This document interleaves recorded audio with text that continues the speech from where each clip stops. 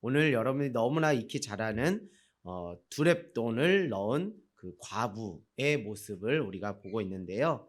그 말씀을 보기 전에 우리가 38절인가요? 38절부터 40절에 보면 누구를 삼가라고 말씀하시죠? 너희는 서기관들을 삼가하라 이라고 그랬죠. 서기관들의 모습이 오늘 가난한 과부의 그 모습과 대비적으로 나타나는 것이죠. 자, 우리 38절부터 40절을 보니까 우리 서기관의 모습이 어떤가 이렇게 예수님이 직접 말씀하십니다. 빨간 글씨를 보시면 알 수 있는데요.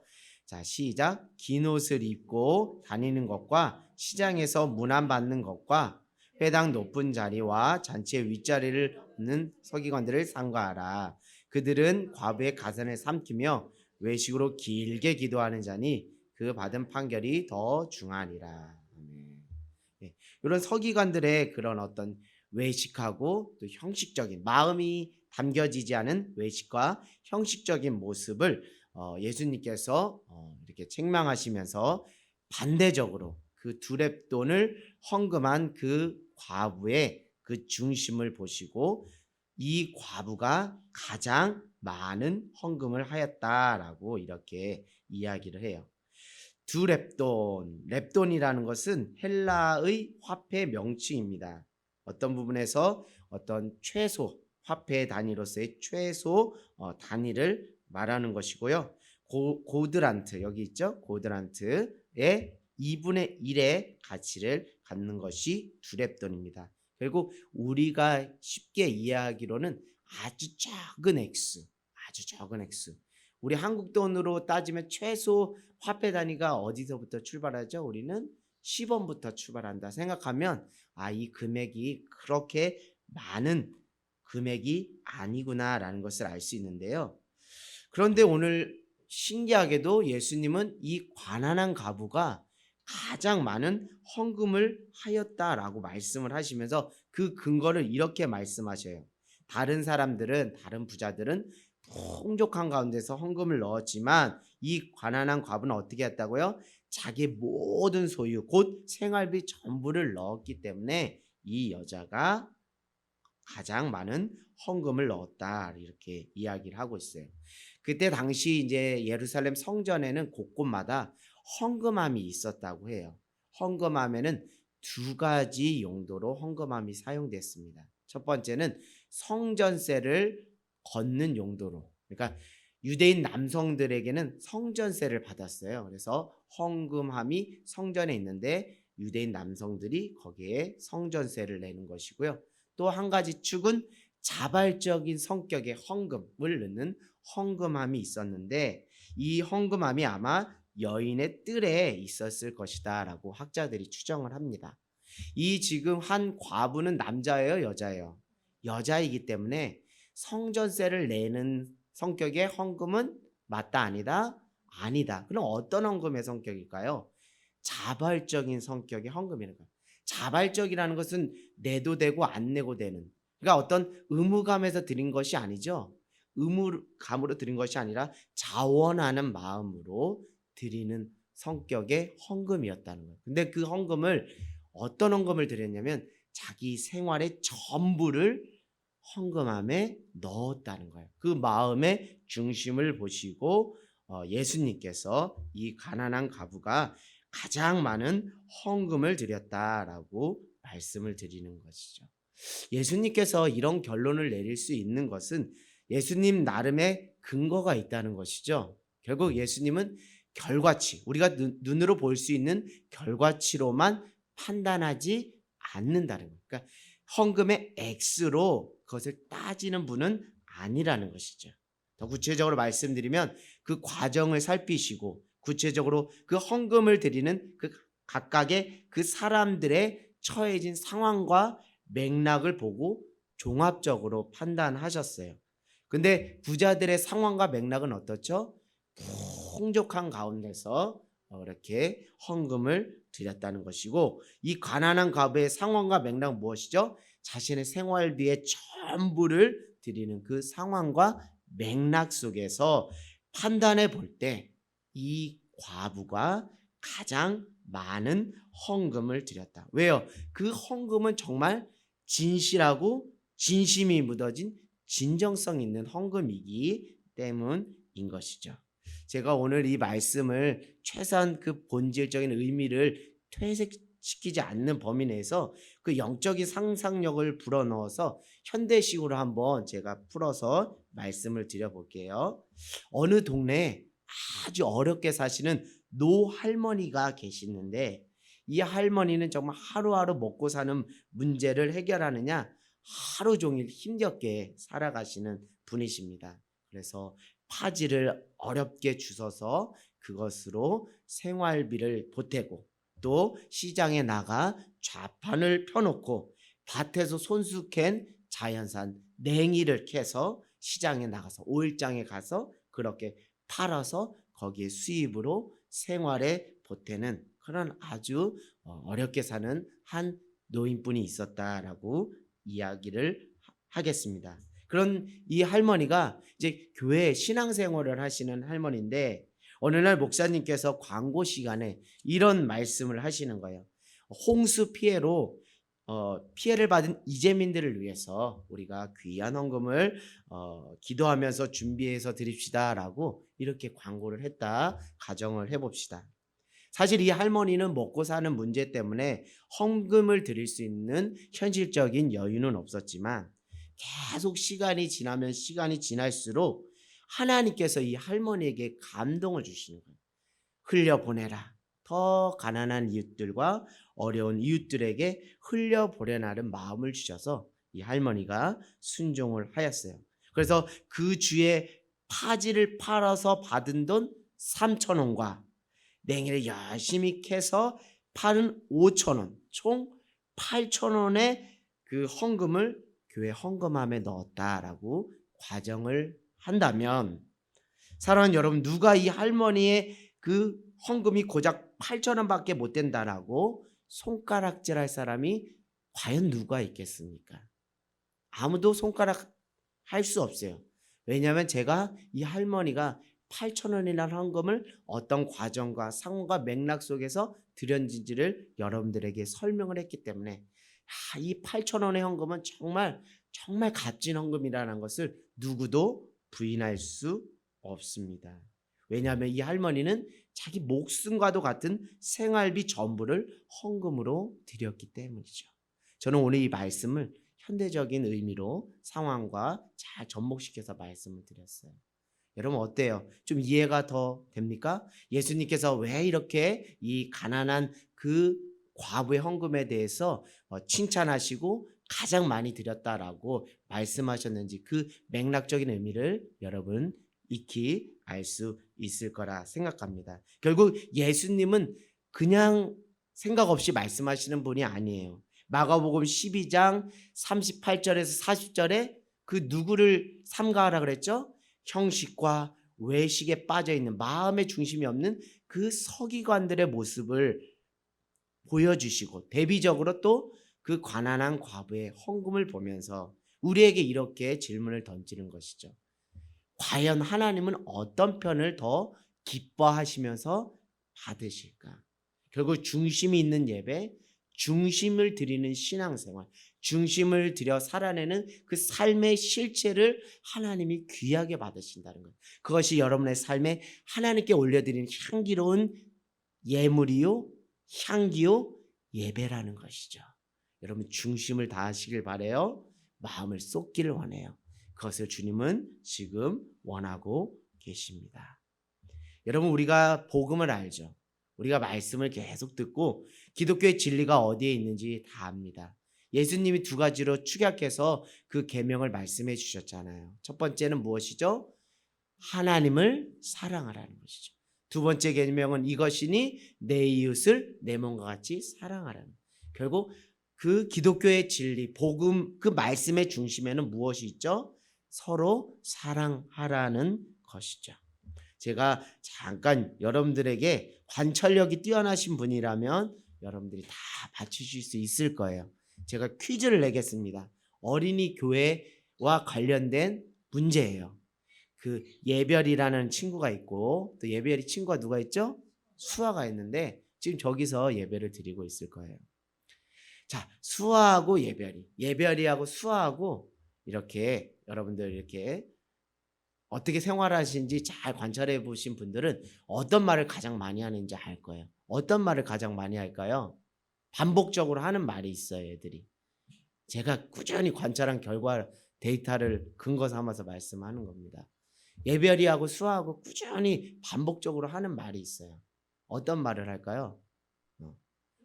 네, 우리 목사님. 더 놀고 싶다도 또 그것도 반복적으로 계속 하는 건데. 자, 여러분들 예별이하고 수하고 또 사이좋게 지내다가 또 가끔 어떡하죠? 투닥투닥 싸우죠. 요거를 잘 힌트로 드리겠습니다. 네. 자, 다른 게 아니라 예별이하고 수아가 이런 말을 늘 하더라고요. 예별아, 수아야, 우리 싸우지 말고 사이좋게 지내자. 그러면서 또 열심히 놀고 또 열심히 싸우고 또 열심히 놀고 이렇게 싸우더라고요. 그 아이들의 고백을 우리는 결코 가볍게 넘길 수가 없다라는 생각이 듭니다. 예별아, 수아야, 우리 싸우지 말고 사이좋게 지내자. 이 말에 대해서 우리 어른 세대들은 잘 귀담아 듣고 이것이 하나님께서 우리에게 하시는 말씀이다라고 새겨들을 필요가 있다라는 생각을 해보게 됩니다. 여러분, 우리가 그냥 단도직입적으로 말씀드리면 신앙생활 하는 것이 싸우려고 신앙생활 하겠어요? 우리 서로 지체로서 한 가족으로서 사이좋게 지내려고 신앙생활 하는 거겠어요? 질문 던질 필요도 없죠. 당연히 사이좋게 서로 한 지체의식을 가지고 사이좋게 신앙생활을 하려고 우리가 신앙생활을 합니다.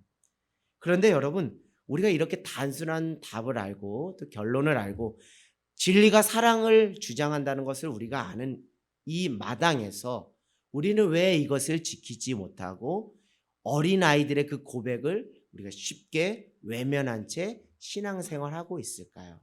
사이좋게 싸우지 말고 사이좋게 지내자라고 했는데 정작 왜 투닥투닥 갈등을 초래하며 그렇게 살아갈까요? 그것은 우리 인간이 본래적으로 연약함이 다 있기 때문에 당연하다라고 말씀드릴 수 있겠지만 저는 이런 축으로 말씀을 전할까 합니다.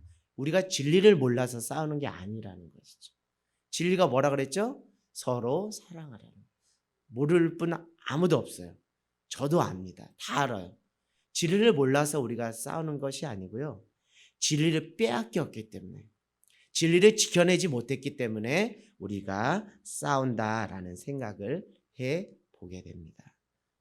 사랑하는 여러분, 인간의 이기심이라는 것이 진리를 자기 중심적으로 적용하고 합리화시키는데 진리를 수단화시켰기 때문에 진리는 알지만 진리를 지켜내지 못하고 서로 싸우는 것은 아닐까라는 생각을 해보게 됩니다. 우리가 진리를 알지만 이 진리를 서로 사랑하는 이타적인 것으로 적용을 해야 되는데 인간의 이기심이 자기를 주장하고 합리화하는 수단으로 진리를 잘못 오용하고 있기 때문에 우리가 진리를 알지만 진리를 지켜내지 못하고 진리를 빼앗김으로 서로 투닥투닥 싸우는 것이 아닌가라는 생각을 해보게 됩니다. 결국 진리를 아는 것이 중요한 것이 아니라 그것은 당연한 것이고 진리를 어떻게 적용하는 부분에서 우리가 어떻게 적용해야 되는 것을 늘 잊지 말아야 되는 거예요. 결국 왜 우리가 싸우는가? 진리를 몰라서가 아니라 진리를 알지만 진리를 어떤 방향성을 가지고 적용하느냐, 그 적용의 맥락 속에서 우리가 투닥투닥 싸운다는 거예요. 어떨 때 싸운다고요? 진리를 자기의 주장을 합리화시키는 수단으로 이기적으로 적용할 때 우리는 서로 진리를 알지만 진리를 잘못 적용함으로 싸우게 되는 것이죠. 그러나 반대로 진리를 정말 하나님 사랑하라는 그 이타적인 방향으로 적용한다면 우리에겐 서로 화평과 평화가 임하게 될 줄 믿습니다. 근데 여러분, 안타까운 것은 마가복음 12장 38절에서 40절에 그 서기관들이라는 것은 율법에 정말 능통한 자들이잖아요. 그렇죠? 율법에 능통한 자들입니다. 율법을 모르는 사람이 아니에요. 소위 오늘날로 말하면 진리, 복음, 말씀을 모르는 사람이 아닙니다. 그럼에도 불구하고 예수님이 시대에 예수님께서 그들을 삼가라고 말씀한 것은 그들이 진리를 몰라서가 아니라 진리를 어떻게 했기 때문에요? 이타적인 사랑의 실천으로서 적용한 것이 아니라 여기 보잖아요. 다 높은 자리에 있으려고 그러고 기도를 길게 하고 사람들에게 칭찬받고 인정받고 높은 상석에 앉기를 바라는 이기심의 발로로 복음을 잘못 오용하고 수단화하기 때문에 결국 그 진리는 정작 알지 몰라도 한 영혼도 살려내는데 미랄로 쓰임받지 못하는 그런 안타까움을 초래하게 되는 것이죠. 그래서 예수님은 서기관들도 책망하셨지만 또 누구도 책망하셨어요. 바리새인과 서기관들도 또 종교 지도자들도 다 책망했어요. 진리를 몰라서가 아니라 진리를 정말 이타적인 사랑의 실천으로 적용하지 않고 자기 주장을 그리고 자기를 합리화하는 데 잘못 수단화했기 때문이죠. 이들의 생각의 틀 안에는 이런 의식들이 있지 않았을까라는 생각이 들어요. 오직 신앙생활 잘한다는 것은 진리를 가지고 살아간다는 것은 겉으로 드러나는 결과가 충족돼야 된다라는 그 결과치에 집착하지 않았는가라는 생각을 합니다. 결과를 무시하라는 건 아니에요. 결과도 중요하지만 밸런스 균형적인 신앙의 차원에서 말씀드리면 무엇도 우리가 무시하면 안 된다고요? 과정도 무시하면 안 되는데 이들은 과정을 무시했어요. 상황과 맥락을 외면한 채 그저 판단과 정죄하기에 바빴습니다. 자신들이 남들보다 결과적인 수치로 따져봤을 때 더 헌금도 뭐하고요? 많이 하는 것이고 더 금식도 많이 하고 더 성경도 많이 읽고 알고 더 기도를 많이 하기 때문에 자기는 더 좋은 믿음이라는 것. 자기 철저한 자기 착각이죠. 그렇기 때문에 결국 그 결과치로 말미암아 진리를 사랑의 실천으로 적용하는 것이 아니라 다른 사람들을 판단하고 정죄하는 이기심의 발로로 사용하니까 결국 한 사람도 살려내는 복된 인생을 살지 못하는 것이죠. 결국 이들의 신앙은 변질되었고 예수님이 이렇게 말씀하잖아요. 바리새인들에게 이 뭐라 그러죠? 독사의 자식들아 이런 말까지는 이거는 정말 강한 책망이거든요. 이들의 그 신앙의 변질은 이것입니다. 형식만 있지 내용이 없어요. 껍데기만 있지 마음이 없어요. 그리고 다른 사람들을 눈을 의식하는 외식주의가 있고요. 더 나가서는 어떤 근본적인 부분에 고리타분한 그런 근본주의에 빠져 있고 또 문자주의에 빠져 있는 그런 신앙의 변질을 가지고 있습니다. 특별히 한 영혼을 대하는 태도를 보면 이 사람의 신앙이 건강한지 아닌지가 다 알 수가 있어요. 이 바리새인, 서기관들, 종교 지도자들이 한 영혼을 대하는 태도나 자세라는 것은 결국 무엇이에요? 겉으로 드러나는 것으로 다 속단하고 판단한다는 거예요. 그 한 영혼의 삶이 어떤 과정 속에서 어떤 상황과 맥락 속에서 여기까지 오게 되었는지는 전혀 관심이 없기 때문에 결국 한 사람을 세우지도 못하고 살리지도 못하고 결국 한 영혼을 실족시키는데 아주 열심을 내는 안타까움을 초래하게 되는 것이죠. 그런데 여러분 저는 이 대목에서 저에게 강한 그 울림이 있었고 도전이 있었고 회개가 있었어요. 신앙생활이 오래되면 오래될수록 어떤 부분에서 자꾸 외식하는 모습, 형식적인 모습, 자꾸 어떤 부분에서 결과치에 집착하는 제 모습을 보게 되면서 우리라고 이렇게 변질될 가능성이 전혀 없는 것이 아니다라는 건강한 긴장감을 하나님께서 저에게 주셨고 또 여러분들에게 주시기를 간절히 소망합니다. 여러분 예수님은 영혼을 살리시는 분이에요. 예수님은 영혼을 위해서 자신의 생명까지 던지신 분입니다. 예수님은 한 영혼을 바라볼 때 결과적인 결과치만 보신 것이 아니에요. 드러나는 수치만 보신 것이 아니에요. 한 영혼이 어떻게 지금까지 살아왔는지 그 삶의 여정을 살펴보시고 그 영혼이 처해 있는 지금의 상황과 맥락이 어떠한지 그것을 철저하게 외면하지 않고 거기에 깊은 관심을 가지고 관찰하셨어요. 그렇기 때문에 한 과부의 헌금을 가장 뭐했다? 많이 드렸다라고 말씀드릴 수 있어요. 여러분 사람 허투루 보면 안 돼요. 사람을 섣불리 판단하면 안 돼요.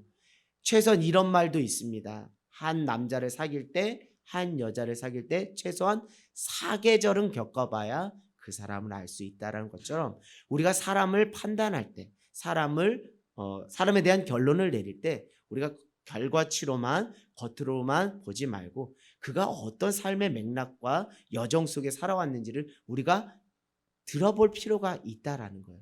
그렇기 때문에 누구를 사귀고 누구를 더 알아가기 위해서는 그 사람의 라이프 스타일에 대해서 들어볼 필요가 있고 더 먼저는 내 라이프 스타일에 대해서 상대방에 오픈하는 용기 또한 필요하다는 것이죠.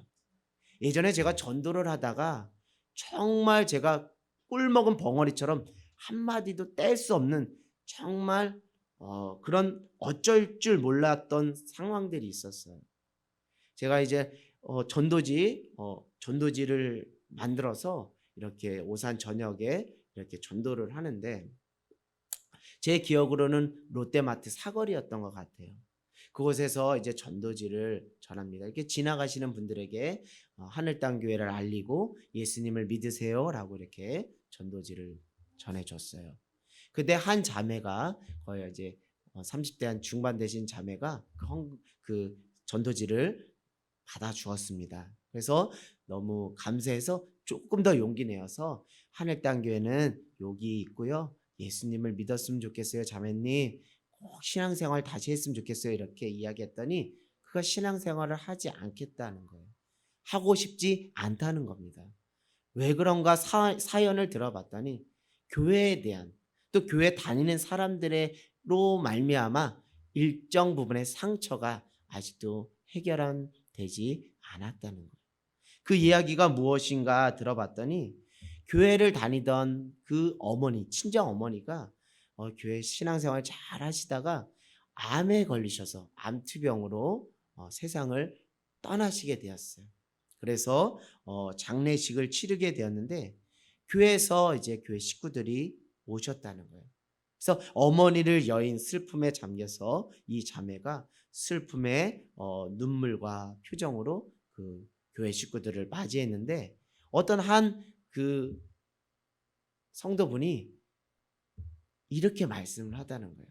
왜 울어? 왜 울어? 엄마 지금 천국 갔는데 왜 울어? 울지 마. 울지 마. 너도 빨리 예수님 믿고 자매님도 빨리 예수님 믿고 엄마 계신 천국에 가야지. 왜 울어? 믿음 없이 왜 울어? 이렇게 이야기를 했다는 거예요. 사랑하는 여러분, 이 성도님의 말씀이 틀린 말입니까? 틀리지가 않아요. 성경 분명히 말하고 있어요. 예수님을 믿으면 구원받고 천국 간다는 거. 틀린 말 아닙니다. 맞는 말이에요. 근데 왜 이 자매는 여지까지 그 상처가 치유되지 못했을까요? 그 자매에게 있어서 그 어미는, 그 엄마는 어떤 존재였는지, 그의 삶의 여정과 과정 속에서 그 어미는 그에게 어떤 의미로, 그의 상황과 맥락 속에서 그 어미는 그 자매에게 어떤 분이셨는지 전혀 그 부분에 대한 깊은 이해와 공감이 없이 그저 자신이 확신한 그 진리를 강하게 주장하게 된 거예요. 결국 이 여자 성도님은 본인 딸에는 진리를 전한다라고 여겼지만 그 자매님 입장에서는 무례한 한 기독교인의 횡포를 볼 수밖에 없었다는 거예요. 여러분 우리가 다시 말씀드립니다. 진리를 몰라서 우리가 싸우는 게 아니에요. 진리를 어떻게 적용하는 그 적용점에서 우리가 갈등을 야기한다는 거예요. 여러분 진리는 변하지 않습니다. 우리가 진리를 붙잡고 있는 그 확신과 벅찬 감동을 여러분 느끼길 원해요. 그러나 그 진리를 적용함에 있어서는 그 사람의 상황과 맥락을, 그 삶의 과정에 대해서 면밀하게 또 깊은 공감대를 유지하면서 말의 지혜를 가지고 조심스럽게 접근하는 것이 중요한 거예요. 사랑하는 여러분, 옳은 말을 하는 것이 중요할까요? 여러분이 어떤 말을 하기에 앞서 내가 이 말이 옳은가라는 그 판별의 기준만 적용하지 말고 이 말이 상대방을 살리는데 유익하고 덕이 되는가라는 부분을 여러분 유념하기를 원합니다. 만약 이 여자 성도님이 이런 부분에서 그 자매님의 그 과정과 상호가 맥락 속에서 처절하게 같이 슬퍼해주고 같이 공감해주고 아파해주고 그러면서 격려하면서 하나님의 위로와 소망을 전했다면 그 자매가 지금 어떤 모습으로 있을까요? 사랑하는 여러분, 우리의 신앙은 균형이 있어야 돼요. 결과치만 가지고 특별히 내일 수능이 있습니다. 우리 한국 교회가 너무 결과치에 빠져서 소중한 것들을 너무 잃었고 특별히 원솔 한 영혼의 소중함을 잃어버렸어요. 누가 좋은 대학 가더라. 누가 예수님 믿더니 높은 자리에 승진하더라. 어느 교회가 기도 많이 하더니 부흥되었더라. 뭐 이런 쪽으로만 우리가 결과치로만 그동안 우리가 거기에 하나님의 축복이 거기에 다 있느냐? 그렇게 우리가 함몰되어 살아갔다는 거예요. 사랑하는 여러분, 하나님의 나라는 많고 적음에 있는 것이 아닙니다. 하나님의 나라는 하나님이 기뻐하시는 마음의 중심은 많고 적음에 있는 것이 아닙니다. 어찌 보면 지극히 한 자에게 한 소자에게 한 것이 나에게 한 것이고 저 목마른 그 한 형제 자매에게 시원한 냉수 한 그릇 전한 것이 그것이 하나님 나라에 아마도 더 큰 것이 될 수 있다라는 것을 우리가 잊지 않기를 주님의 이름으로 간절히 소망합니다. 여러분, 진리는 절대적인 거예요. 그렇죠? 진리가 절대적이지 않고 상황에 따라 바뀐다면은 그건 진리가 아니죠. 그러나 진리를 적용하는 차원에서는 진리를 받는 사람의 상황과 맥락을 면밀하게 고려하고 성령님의 도우심을 구하며 어떻게 지혜롭게 전달할지 기도한 후에 그 진리를 전하는 것이 중요합니다. 그래서 말이라고 다 말이 아니라는 것을 말씀드려요. 그래서 우리가 몇 년 전에 하늘땅교회에 표회기도 했습니다. 성령 안에 깨어서 기도하고 말하세요. 말이라고 다 말이 아니라는 거예요. 말로 사람을 얻기도 하지만 말로 사람에게 상처를 줄 수 있기 때문이죠. 결국 인간의 한계는 여기에 있다라고 봐요. 저도 그 한계의 늪에서 허우적대는 한 인간에 불과합니다. 다른 것이 아니라요. 자신이 경험한 것을 우리는 넘어서지 못해요. 솔직히 말해서 저도 제가 경험한 것이 전부이고 제가 경험한 것을 바탕으로 한 그 경험치에서 발견한 그 진리가 절대적이다라고 주장하는 것이 저입니다. 그러니까 우리는 자기의 경험치에 기초하여 상대방을 판단하고 상대방을 정지하고 상대방의 그 겉모습을 그저 무시하고 판단할 때가 있어요. 사연 없는 인생 다 없어요. 그 사람이 그렇게 한 것에 대해서 우리가 한번 왜 그랬어? 라고 말하는 것이 아니라 어떤 연유에서 어떤 상황에서 그런 행동을 하게 되었는지에 대해서 조금의 일말의 여유감을 가지고 왜 그랬어요? 뭔 일이 있었어요? 무슨 사연이 있었어요? 라는 그런 겸손함과 온유함으로 오래 참음과 기다림으로 그렇게 물어보는 것이 중요하겠다라는 생각을 해보게 됩니다. 여러분, 과정, 상호가 맥락을 무시하고 겉으로 드러난 모습만 보고 섣불리 판단을 내린다면 그 사람은 어디를 가든지 배울 것이 하나도 없어요. 잘할 수가 없습니다.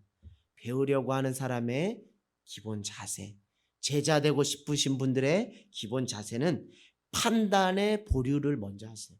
판단의 보류를 먼저 하고 어떤 공동체나 어떤 영혼에 대해서 그 상황과 맥락을 잘 살펴보고 그것을 먼저 따져보는 것이 우선이라는 것을 여러분들에게 말씀을 드려요.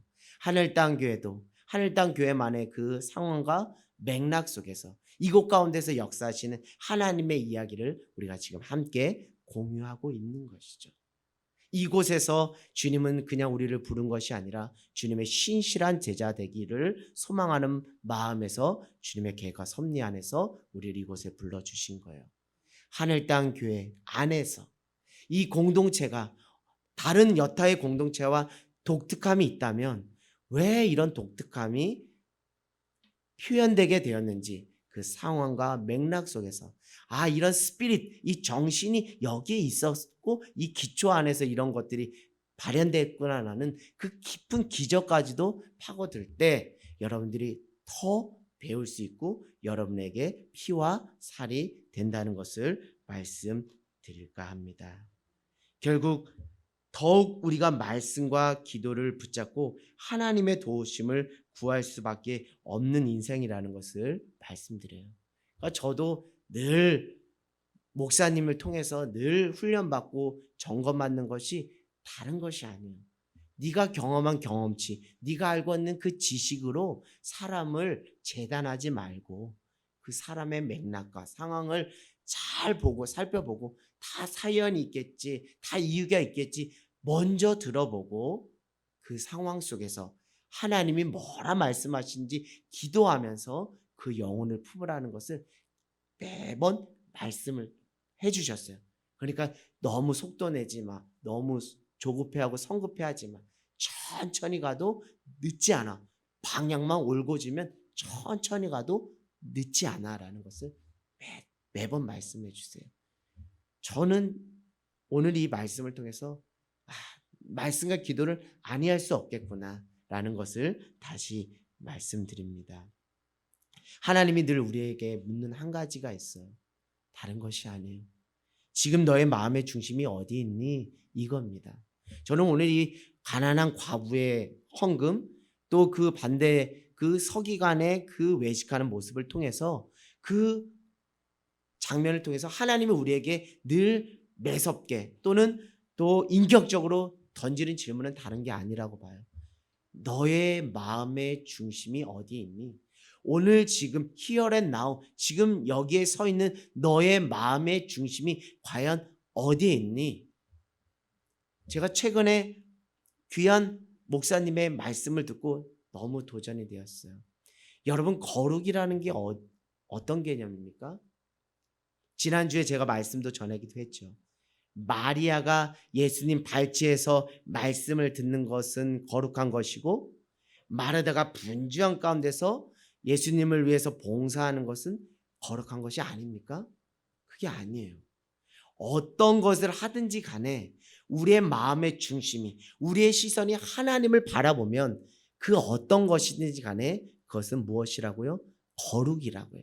그러나 제가 이 말씀의 자리, 이 귀한 말씀의 자리 가운데서 하나님 바라보지 않고 그저 내 인간적인 열심을 가지고 내 인간적인 어떤 신념을 여러분들한테 쏟아낸다면 그것은 말씀의 자리라는 겉으로 보여지는 거룩함을 모두가 인정할 수 있는 자리지만 하나님이 보시기에 너는 거룩하지 않다. 이렇게 말씀할 거예요. 여러분이 오늘 하루를 살아가는 그 상황의 맥락 속에서 팔을 따듬든 텃밭을 가꾸든 설거지를 하든 처자식을 먹여 살리든 자식에게 도시락과 간식을 어떤 행위를 하든지 간에 순간순간마다 내가 하나님을 바라본다면 그것이 하나님이 보시고 칭찬하시는 거룩의 모습이요 경건의 모습인 줄 믿습니다. 사랑하는 여러분, 지금 여러분의 마음의 중심이 어디에 있습니까? 코로나를 통해서 목회자인 저에게 하나님은 계속적으로 말씀하세요. 네 왜 그래? 네 마음의 중심 어디 있어? 그때그때 계속 말씀해 주. 너무 그때그때 말씀해 주시는 하나님이 너무 좋아요. 너무 감사해요. 왜? 저를 사랑하고 포기하지 않고 있기 때문이에요. 그 소리가 여러분의 귓전에, 여러분의 심령의 소리에 들린다면 여러분은 하나님이 여러분을 사랑하시는 자임이 분명한 줄 믿습니다. 하나님은 여러분을 포기하지 않고 세상 가운데 빼앗기길 원하지 않기 때문이죠. 너희 안에 이 마음을 품으라, 곧 그리스도 예수의 마음.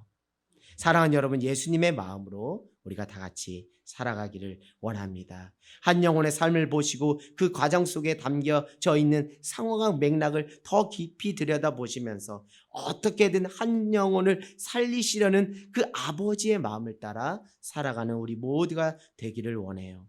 오늘도 한 영혼을 생각나게 하시며 그 영혼을 향해 부어주시는 성령님의 감동, 때로는 안타까움, 때로는 애끓는 그 사랑의 마음을 따라 살아가는 저와 여러분 모두가 되기를 원해요.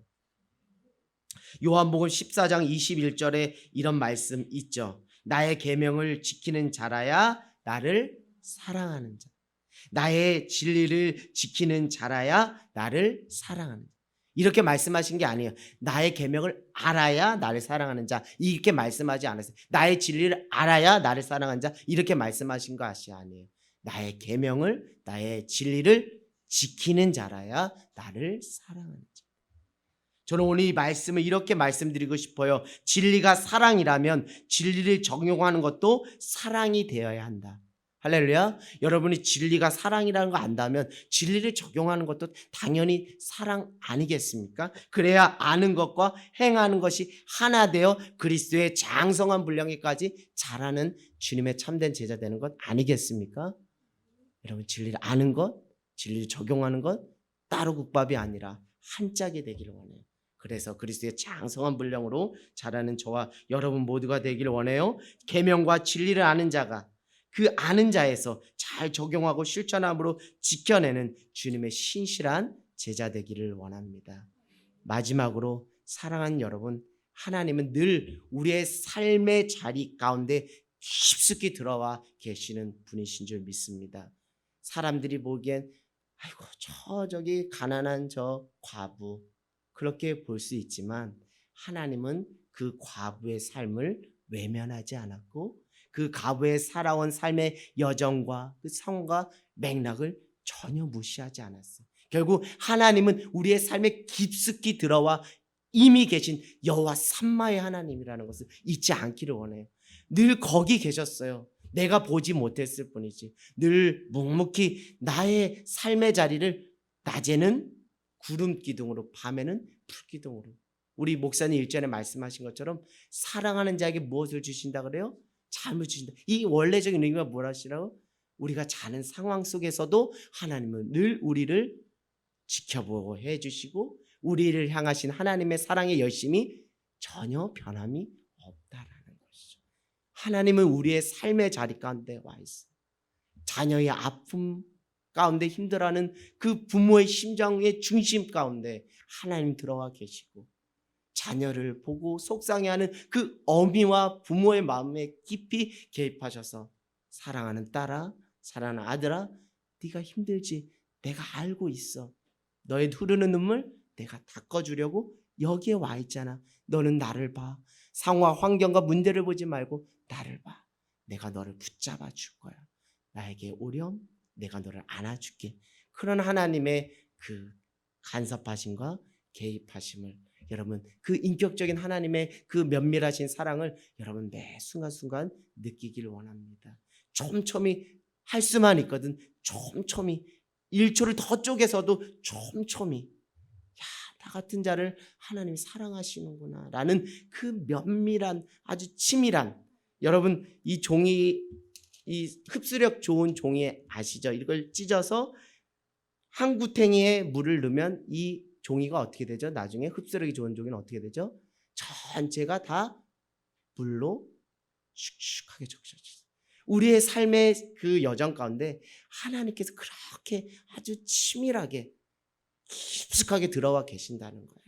여러분, 이제 그 주님 여호와 삼마 거기 계시고 나와 함께 하시는 그 하나님, 우리의 상황과 맥락 그 과정을 전혀 무시하지 않고 우리와 함께 울고 우리와 함께 기뻐하시는 그 하나님을 바라봄으로 우리의 중심을 하나님께 드림으로 그렇게 신앙생활하고 그리고 우리의 그 중심 가운데 여전히 우리에게 사랑을 쏟아주시 그 사랑에 힘입어 그 감격에 힘입어 한 영혼을 향한 세심한 관찰과 세심한 배려와 관심으로 영혼 사랑을 실천하는, 그래서 진리를 아는 것이 아니라 진리를 지켜내고 진리를 잘 적용하는 그런 주님의 신실한 제자 되기를 원합니다. 오늘 우리의 삶의 자리 가운데 찾아오시는 그 주님으로 인하여 우리가 승리하는 복된 인생 되기를 원합니다.